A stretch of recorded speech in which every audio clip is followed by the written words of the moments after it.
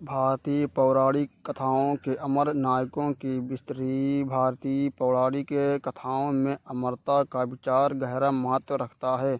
ये अमर आत्माएं अपने कर्तव्य, भक्ति और न्याय के प्रतीक के रूप में जानी जाती हैं।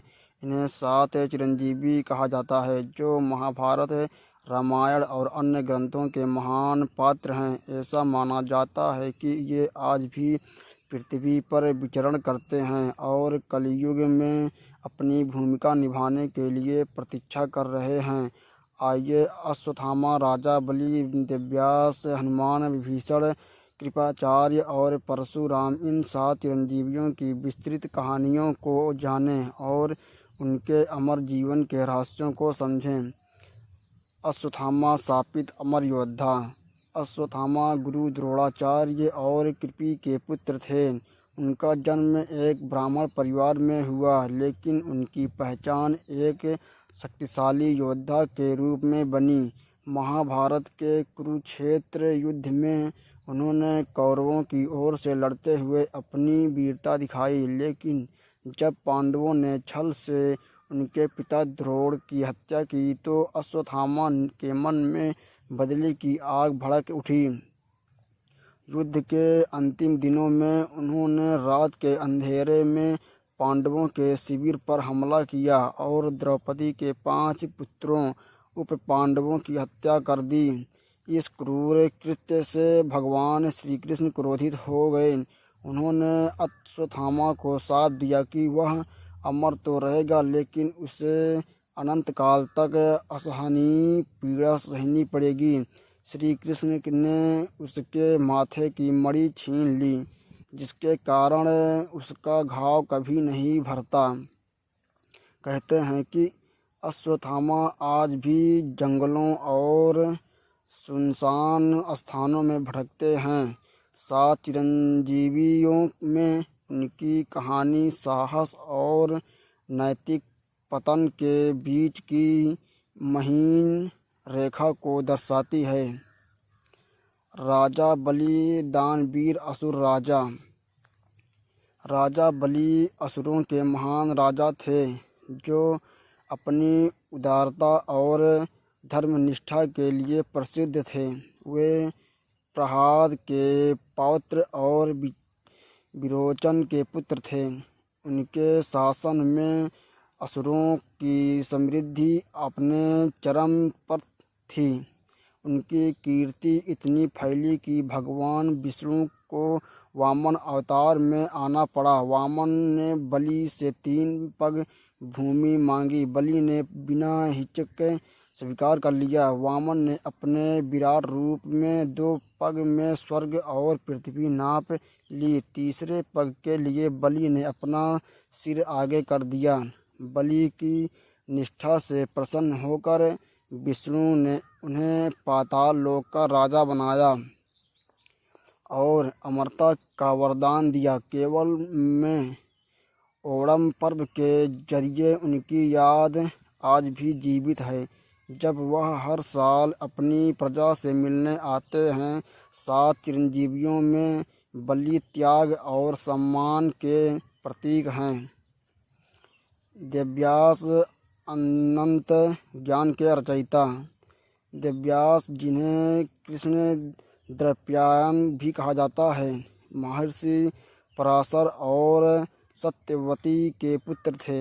यमुना नदी के एक द्वीप पर जन्मे व्यास का रंग गहरा होने के कारण उन्हें कृष्ण नाम मिला।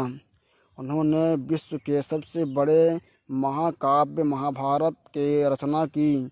इसके अलावा इन्होंने वेदों को 4 भागों ऋग्वेद, सामवेद, यजुर्वेद और अथर्ववेद में विभाजित किया, जिससे वे जनसाधारण के लिए सुलभ हो सके। व्यास को अमरता प्राप्त है और कहा जाता है कि वे आज भी हिमालय में तपस्या में लीन हैं। 7 चिरंजीवियों में वे भारतीय संस्कृति और साहित्य के संरक्षक के रूप में पूजे जाते हैं। उनकी रचनाएं आज भी हमें ज्ञान और धर्म का मार्ग दिखाती है। हनुमान भक्ति और शक्ति का प्रतीक। हनुमान, जिन्हें पवन पुत्र या बजरंग बली भी कहा जाता है, अंजना और केसरी के पुत्र थे। उन्हें भगवान शिव का अवतार माना जाता है। रामायण में उनकी भक्ति और वीरता की कहानियाँ अमर है। सीता की खोज में समुद्र लांघना, लंका दहन करना और संजीवनी बूटी लाने के लिए पहाड़ उठाना, ये उनके असाधारण बल के प्रमाण हैं। भगवान राम के प्रति उनकी निष्ठा तब प्रकट हुई जब उन्होंने अपना सीना चीर कर दिखाया कि उनके हृदय में राम सीता बसे हैं। राम ने उन्हें अमरता का आशीर्वाद दिया। हनुमान आज भी भक्तों की पुकार सुनते हैं और कलि युग में उनकी रक्षा करते हैं। 7 चिरंजीवियों में हनुमान साहस, भक्ति और सेवा के आदर्श हैं। हनुमान चालीसा उनकी शक्ति का जीवंत प्रमाण है।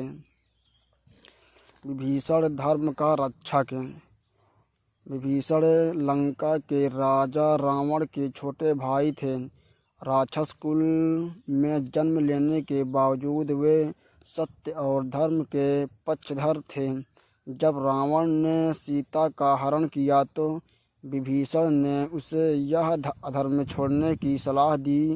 रावण ने उनकी बात ठुकरा दी और उन्हें अपमानित कर लंका से निकाल दिया। तब विभीषण ने भगवान राम की शरण ली और युद्ध में उनकी सहायता की। राम ने विजय के बाद विभीषण को लंका का राजा बनाया। उनके शासन में लंका फिर से धर्म का केंद्र बनी। 7 चिरंजीवियों में विभीषण यह सिखाते हैं कि सत्य का मार्ग कभी आसान नहीं होता, पर वह हमेशा विजयी होता है।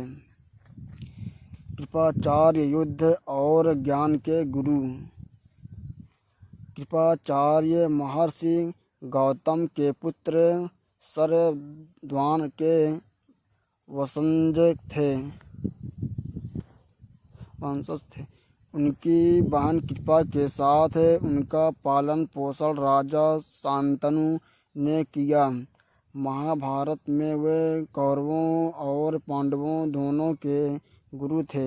युद्ध में उन्होंने कौरवों का साथ दिया, लेकिन उनकी निष्पक्षता और धर्म के प्रति समर्पण अटल रहा। कुरुक्षेत्र का युद्ध समाप्त होने पर वे कुछ गिने चुने योद्धाओं में से थे जो जीवित बचे। कृपाचार्य को अमरता का वरदान मिला है। 7 चिरंजीवियों में वे ज्ञान, धैर्य और कर्तव्य निष्ठा के प्रतीक हैं। कहते हैं कि वे आज भी सूक्ष्म रूप से मानवता का मार्गदर्शन करते हैं। परशुराम क्रोध और धर्म का अवतार। परशुराम भगवान विष्णु के छठे अवतार थे। वे ऋषि जमदग्नि और रेणुका के पुत्र थे। अपने फरसे के लिए प्रसिद्ध परशुराम ने पृथ्वी से 21 बार क्षत्रियों का संहार किया। जब उन्होंने अधर्म का रास्ता अपनाया, वे एक महान योद्धा और तपस्वी थे। उनकी माता की हत्या के बाद उनके क्रोध ने उन्हें यह कठोर कदम उठाने के लिए प्रेरित किया कि परशुराम को अमरता प्राप्त है और कहा जाता है कि वे कलयुग के अंत में प्रकट होंगे। 7 चिरंजीवियों में वे धर्म की रक्षा और अधर्म के विनाश के प्रतीक हैं। उनकी कहानी में हमें संतुलन और न्याय का पाठ पढ़ाती है। चिरंजीवी आज भी प्रासंगिक क्यों हैं? आध्यात्मिकता के आधार है। उनकी कहानियाँ हमें सत्य, भक्ति, त्याग और धर्म के मार्ग पर चलने की प्रेरणा देती है। चाहे अश्वत्थामा का शाप हो या हनुमान की भक्ति, हर चिरंजीवी का जीवन एक अनमोल सबक है। 2025 में भी ये कथाएँ जीवित हैं और हमें सकारात्मक बदलाव के लिए प्रेरित करता ही है। चिरंजीवी केवल एक शब्द नहीं, बल्कि भारतीय पौराणिक कथाओं का एक जीवंत अध्याय है। ये अमर आत्माएं हमें जीवन के मूल्यों को समझाती है। इनकी कहानियाँ पढ़ें, इनके गुण अपनाएं और इन्हें अपने जीवन में उतारें। क्या आप इन चिरंजीवियों की शक्ति और प्रेरणा को महसूस करते हैं? अपनी राय अपनी राय हमें ज़रूर बताएं।